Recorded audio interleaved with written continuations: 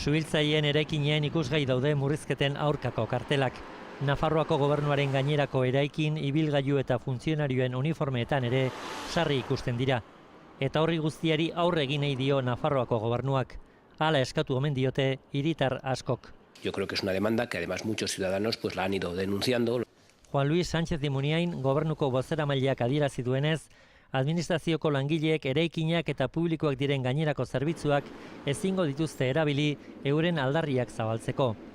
Horrela, Nafarroako gobernuak debekatu egingo ditu pankartak, kartelak eta pegatinak, eraikinetan, ibilgailuetan, baita langileen uniformeetan ere.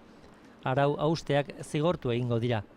Iragarki mezu eta komunikazioak iragarki tauletan baino ezin izango omen dira jarri. Aralar alderdiak gogor kritikatu du gobernuaren erabakia. Gobernuak aukeratu duenarekin ikusten dena da bere izaera demokratikoa oso defizientea dela. Eta kalean hiritar gehienak neurriaren aurka agertu dira. Oso gaizki duten zait jartzea izuna edo salaketak. Hombre, hori da zensura, argi eta garbi dago, ez?